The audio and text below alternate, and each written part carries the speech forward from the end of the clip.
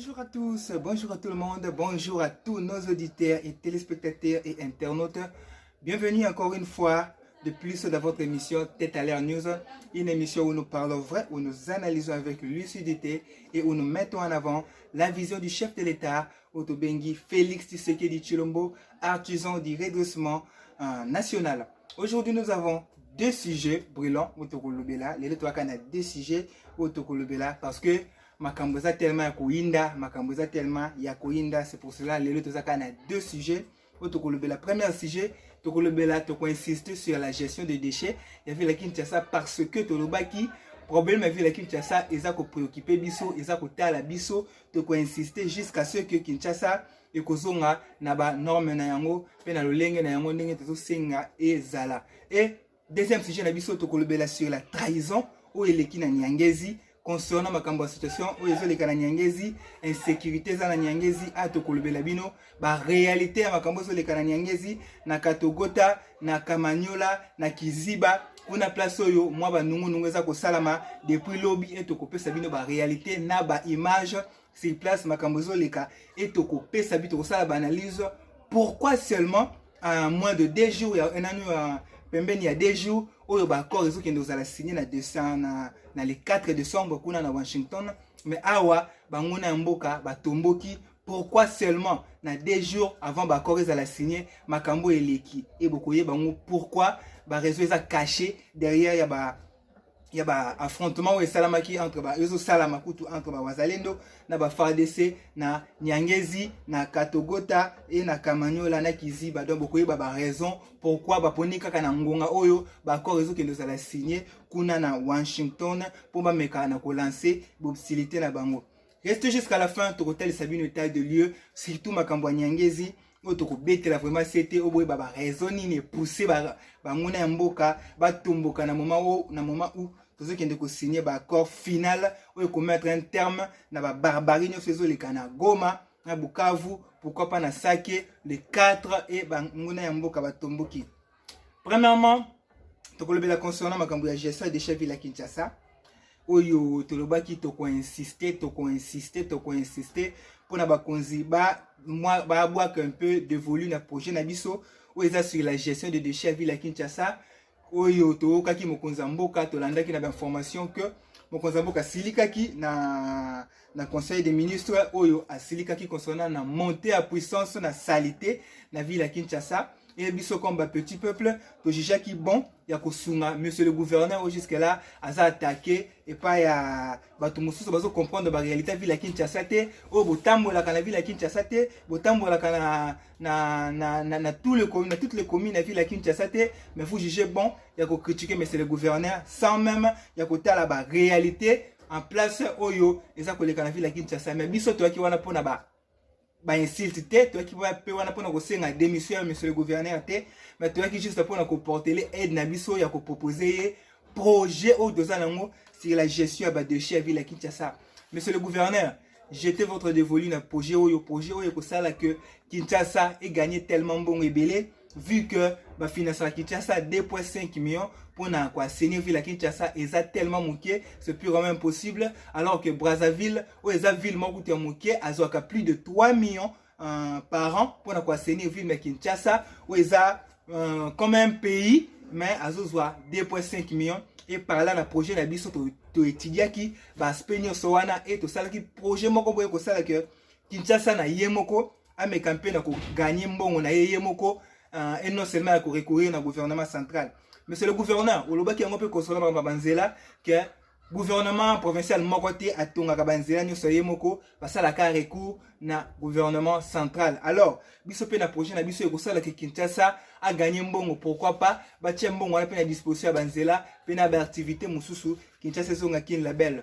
Projet za ya mwana toza kosenga na monsieur le gouverneur ko se contacter na projet ba turc ba yebi réalité à Kinshasa te ba turc bazalaka te tant Kinshasa dindaka ba turc bazalaka te tant mbule betaka alors biso le tozalaka awa to vivwaka awa to yebi ba réalité nini ndenge nini mbule betaka ndenge nini ba réalité na ndenge to dindaka alors nde to jitaki bon ya ko sala projet na biso parce que biso le to yebi ba réalité ya ville à Kinshasa ko leka ba turc ko leka na ba qatarien oyo o kendaki ko solliciter concernant makambo ya projet et la gestion des chefs de Kinshasa. C'est pour cela que monsieur le gouverneur, j'étais dévolu à Otala, makanisi ya petit peuple so que zanini pour tous la posa to sungayo, biso to na ben silté, mais to juste na proposition constructive, pe na ba critique constructive, o ko sala que o sauver mandat na yo. Ba image bozo moneza na Lagos, tellement de villes baninga ezali, et ça tellement propre au placement bozo monata sachet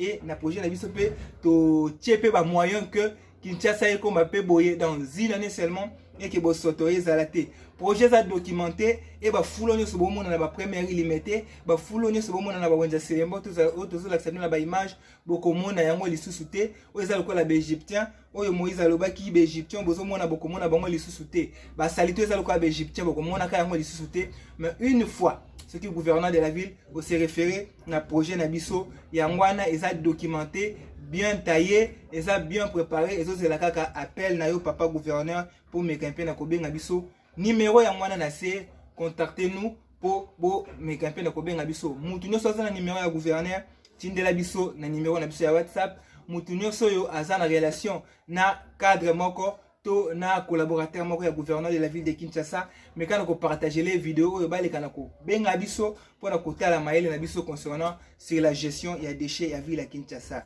Toza wana pona kozela mbela et toza wana pona kozela appel na bino pour me camper à examiner ce projet qui est tellement riche ou ko sunga ville à Kinshasa izonga kin la belle. Monsieur le gouverneur, encore une fois, ko se référer na projet ou ba tio ki ba elioté ni ba ya ba katarien ko yoka ba conseiller na yoté ba conseiller na baza ko kosa yo bazo memela ba conseil ya mabe alors que bazo tambola te po ba yeba situation ya ville à Kinshasa. Mais biso nous sommes là to tambola ka pona ko yeba situation actuelle la ville à Kinshasa et ko porter ba solution, même si tu es un petit peuple biso pe to zape mayele. Ce n'est pas seulement pour en considération ba projet ba ta ba veste na ba projet ba ta ba cravate banda bayana ba projet depuis 1960 ti lelo Kinshasa tikala ko changer te, mboke tikala ko changer te, toza ko tourner toujours autour il y a désordre. Alors boyo que la petit peuple au tezo senga na monsieur le gouverneur au j'étais dévolu na projet oyo et monsieur le vice-gouverneur il dit Yeli, pourquoi pas vous aussi vous jetez un dévolu na projet oyo. Alors la situation actuelle il y a Nyangezi place oyo ezolumba solo jusque là parce que ba vexo so beta tellement ebele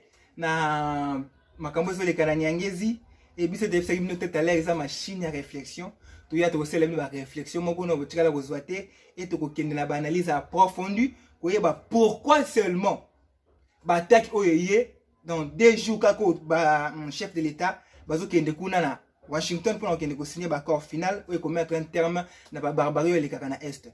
Pourquoi seulement dans 2 jours ou etikali et ba aventure salami boko yeba mwana tête news ba réseau za caché et boko yeba position actuelle ya FARDC na position actuelle ya ba wazalendo. Situation actuelle de Nyangezi, peuple congolais, sauvons ce pays. To sauver Mbokondeni, ceux qui te mettent derrière chef de l'État. Parce que elle est la seule personne où elle a bunda pour la situation en Mboko et mec un peu pour changer. Pendant qu'on se prépare pour signer l'accord de paix à Washington entre la RDC et le Rwanda, mais depuis hier, le soir, l'armée rwandaise a placé quartier na bango général kuna na Nyangezi, non loin il y a ancienne base il y a chinois et d'autres bases militaires où ils ont installé na Kamanyola pe na Katogota. Tout ça seulement, tout ça pour bien coordonner offensif na bango sur là c'est Uvira na Fizi au bazo ciblé et en passant aussi sur la route numéro 5 qui est pleine de Ruzizi. Awa to senga la force aérienne. La force aérienne doit s'activer 24 heures sur 24 heures pour appuyer les forces terrestres. Parce que jusque là, il n'y a que les forces terrestres qui sont Kubunda. Force aérienne, tout ça, na général ou Moutou assuma commandement. Il y a force aérienne, il faut qu'on bâtisse ça drone na avion. Il faut qu'on bâtisse ça Soko, il faut qu'on bâtisse ça hélicoptère pour appuyer force terrestre. Parce que jusque là, force terrestre quand même des gens Kubunda. Tout le monde qui a un lobby, il faut être prudent. Parce que à n'importe quel moment, on va attaquer. Et comme il peut attendre les loups. Tous ces matins, déjà là 5 heures, 6 heures. Tous ces matins, l'armée rwandaise a lancé déjà l'offensif naïe. na ba axe totangela bino. 1. Na l'axe ya Katogota na Luvungi. 2. Na l'axe ya Kiziba na haute et moyen plateau. 3. Na l'axe ya Kasika kuna na territoire ya Mwenga. 4. Na l'axe ya Chivanga oyo eza omema biso tina Bunyakiri. Bato bavanda ba place wana bayebi ba Bunyakiri bien. Tolobaki yango il faut prendre de précision. Tolobaki yango il faut prendre de précautions. Il faut qu'on matisse ba avion. Po bato wana na tongo ba ko attaquer et ba attaquer biso. La force aérienne, je répète, la force aérienne doit intervenir avec précision. Parce que jusque là, il n'est que la force terrestre on va bunda. Netina ba image bon na to la Sabino. Ba wazalendo appuyé par les forces de FARDC, baza ko se porter très bien sur les lignes de front. Besoin la santé ba wazalendo. La santé ba FARDC, baza ko porter très bien. Tande bazali comme de commandos américains. Baza ko porter très bien pe bazo ningisa mandoki kuna. Mato sengelo komoko la force aérienne doit s'activer aussi pour ko appuyer bande ko na biso.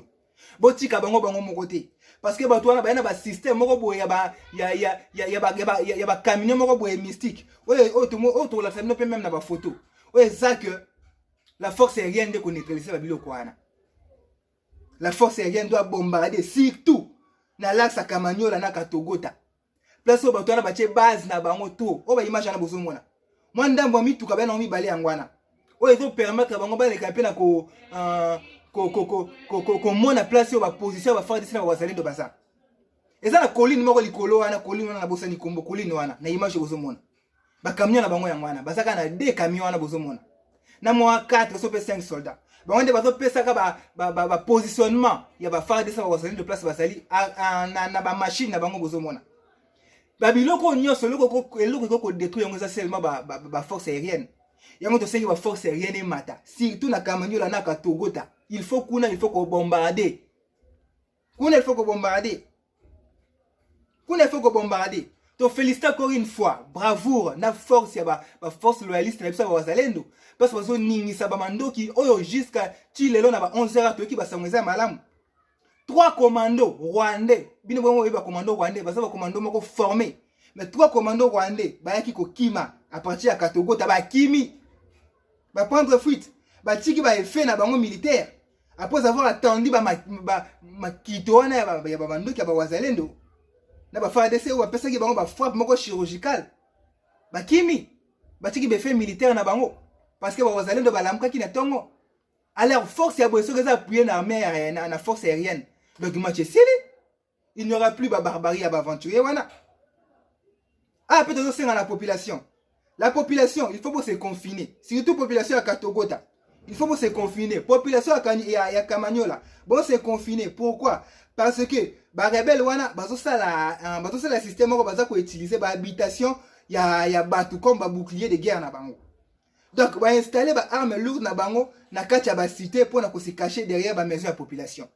Parce que ba yebi que FARDC na ba wazalendo ba koki jamais ko attaquer bande ko na ba Congolais alors ba comment ko se cacher derrière d'autres Congolais derrière na ba habitation la bango yango de sengi population ya Katogota na Kamanyola bo se confiner pour na ko faciliter tâche ya ba wazalendo na ba FARDC ba attaquer ba ennemi jusqu'au front. Il faut ko faciliter bango tâche. Molokite bandaki depuis tongo o permettre même pas ba na batanga. Bana lona tongo bazumo ya kotanga tena ba image wana bazumo na batindela sipa ba correspondant na biso kuna na groupement ya Itara na Itara kuna na Luvungi na groupement wana surtout ba voisins baza côté ya Katogota na Kaziba bana batangita à cause ya ba mokito ya munduki na groupement ya Itara na Luvungi bazumo na ba image eza na groupement wana place bana babimi na classe bana bazaki contraint ya kokite ba école na bango pona kozonga na bandako à cause ya lokito wana ya mandoki bana batangita yango to sengi na population bo se confiner pour bo permettre ba FARDC na ba wazalendo ba bunda très bien parce que ceux qui boza toujours ko tambola le rebelle là se cache derrière vous et ils ont permettre ba wazalendo ba FARDC ba bunda te bango bazana bango ba sanfoutiste ba kokina moko lancer ba minduki na bango partout et le bela bango côté mais si vous êtes protégé vous êtes resté à la maison et qu'on permettre à biso to évacuer l'ennemi. Population, il faut être sage. Pour jouer nager l'ennemi. Encore reste à signer les 4. À cause de l'accord, il y a un magamonio, c'est Ceux qui va télémi boyebi pourquoi en plein où ça sima ba ko ça signé les 4. Tebi si bino wana match final. O nyoso bomona ba M23 ba sala na Nyangezi na Katokota na Kiziba na Kamanyola et ça ba aventure et si là. Boyebi film nezala. Film sala soki film komi na suka soki ennemi alinga kufa. Boyebi nde ba sala. Ba avancer ba koma rapena pembeni. Botel film ya les armées de Rotea. Ouais, les gars, en Nigeria. On va américain ko libérer non Dante Alena na Nigeria. Bon, tel film on a été. À pleine arrivé à américain, criminel, comment rebelle, avancer qui. Et puis c'est tout total film tout le monde que oui, on a peine comment qui souka ba américain. Mais ni ne comment na souka ba américain ba qui ko lancer ba bombe et ba ko soit ba territoire et ba qui ko boma tout ba rebelle wana nso bazala ki. Eza ngambele kana Congo. On a fait wamona eza nyoka bakache mutu o mukila pa maison ningana o ba tenter dernière chance na bango et ba échouer déjà parce que tu as vu ba na bango très très bien encore ça signé les 4. Dieu merci Ndayishimiye rejoint Tshisekedi. Dieu merci tant on a une nouvelle on a kumisa kizambe Ndayishimiye rejoint Tshisekedi chez Donald Trump na Maison Blanche. Le président Burundi Boyebi Evariste Ndayishimiye allié costaud ya président Tshisekedi. Il y a passé acteur majeur, il y a stabilité régionale. Ah, on a sous-région en Grand Lac. Zambalo la mambe baby. Ah non, ça qui depuis lundi. Depuis lundi 1er décembre, son déplacement prochain à la maison, na Washington, pour nous assister à la signature de l'accord avec les alliés Kinshasa na Kigali. Na compte X na ye. Allo bagini. Allo biboy. Je compte me rendre à Washington pour assister à la signature des accords entre Kinshasa et entre Kigali et Kinshasa. A-t-il déclaré. En réaffirmant qu'il paie son engagement en faveur de la paix dans la région de Grand Lac. Et a précisé qu'il paie les sous-soukeurs. Avoir été officiellement invité à cet événement et à saluer qu'il y a effort déployé par la Maison Blanche ainsi que le progrès réalisé dans le cadre du processus à Doha entre le parti congolais et une position une position renforcée une fois de plus son rôle de partenaire fiable et des piliers diplomatiques dans la quête et une paix durable. Pourquoi Ndayishimiye a sali bien pour région de Tshisekedi? Parce qu'il faut jouer sur le plan psychologique et chef de l'État. Pourquoi? Kagame a beti babal naye a begisi Ruto. Présence à Ruto. Et ça qui fait bali à Kagame na cessé. Parce qu'il y a dit que Ruto a allié à Kagame.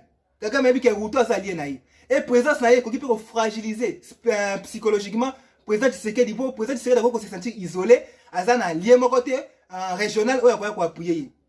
C'est pour cela Zambala la date d'élection Ndayishimiye. Président Ndayishimiye est qu'on jouer psychologiquement ma casse. La carte Maison Blanche pour na signer accord on a chef de l'État. Parce que Ruto a la ngambu ya Kagame, o to yebi déjà officieusement. Même si officiellement on a la médiateur moko boyeke, ou ça juste médiation pour na kozong sa kimia, mais officieusement on a la ngambu ya Kagame, nana yebi monter. Officieusement on a la ngambu ya Kagame, nana yebi monter. Que Dieu soit loué, les bâtiments biso en Evariste Ndayishimiye. Ay on a la ngambu Félix Tshisekedi. Et présence na ye psychologiquement et que jouer ma casse c'est pas chef de l'État. Parce que le chef de l'État a se sentir seul, a se sentir avec son homologue, ou allié costaud naïe. Evariste Ndayishimiye. Il n'y a pas de na Maison Blanche. Kagame se rebengi Ruto, vice-président Martin Ndayishimiye. Autant que évangéliste.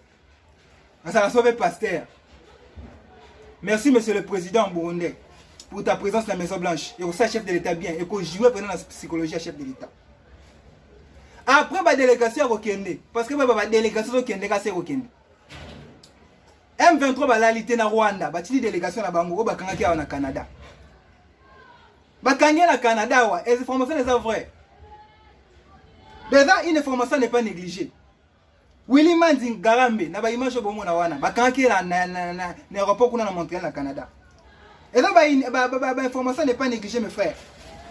Willy Garambe wana aza haute cadre M23. Ada vice-gouverneur ya Nord Kivu. Il y a ça qui a arrêté. La gendarmerie royale la gendarmerie royale canadienne ya aéroport ya Montréal. Bakangaki kuna. malgré le site officiel, il y a AFC, malgré la chaîne rwandaise, malgré la chaîne Moussa opposant, il y a démentir l'information, il y a des ou des poisons, il y a IDPS. IDPS, il y a des gendarmerie, il y a des services d'immigration, pourquoi ils démentir? Parce que jusque-là, c'est en détention. Azo samba, il y a raison, place à qui est notre hôtel, il y a place à qui et après, quand on va interroger, vu que AFC, Rwanda, il y a pression pour libérer par là, il y a une déclaration de Salama. Parce que, une fois qu'il va libérer, il y a une image qui va libérer. Yeyo, Azaki na Okangamate va libérer. L'homme de faire un devoir. Tebisa bango bato bazo diriger la page ya Rwanda. Merci. Ceux qui réellement va kangi été. Bon, à ça la vidéo, place à Zali. À ça la vidéo. Antenne intelligence artificielle à Pamba a monté ta vidéo. Bah tu n'as fait tout le monde réellement sur va kangi été. Tu le toi c'est la vidéo de mon yango.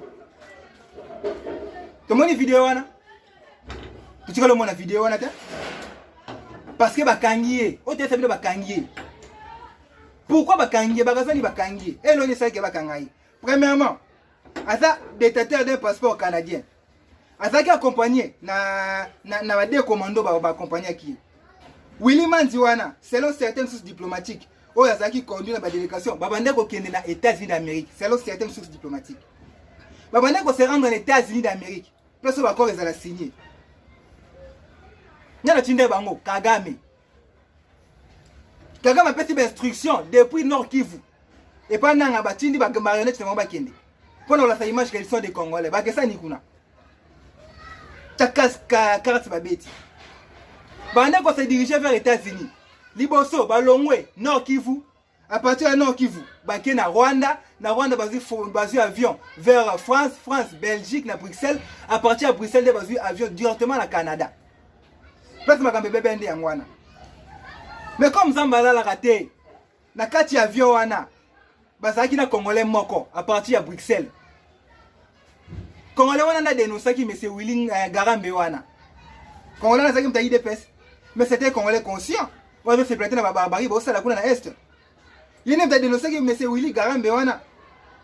Ba partager qui na avion moko de Bruxelles ti na Montréal kuna na Canada. Pourquoi Congolais wana arriva qui a quoi acquisé? Parce que le gouvernement canadien va payer ça, citoyen de Bango Nyonso, citoyen de Bango Nyonso, oyo, asa kokolata kamnanyo nationalité na Bango, asa reporter nationalité canadienne, a participé dans le mouvement insurrectionnel. A participé dans le mouvement terroriste. Une fois qu'on a participé dans le mouvement terroriste, on a porté nationalité na Bango. Vu que M. Willy Garambe a porté nationalité canadienne, c'est pour cela qu'il y a bakanga qui a un service d'immigration sur Samba. Bolanda va poison rwandais té azako kangama ce type là. Bakangi abanda ko se rendre na Washington pour que participer na bakor na invité qui. Ndaishimi ba invité. Route peut malheureusement malgré tout c'est pour la présence mais ba invité. Et il y a un invité qui est M. Willy Garambe. Il a tellement passé. Mais frère et sœurs, Bandekonanga, où est-ce que c'est trahison? Si toi qui n'as niangé, c'est ça trahison. Où faut-il le bilan? Pourquoi seulement dans 2 jours il y a signature à Bakor, Bamakambo Eleki?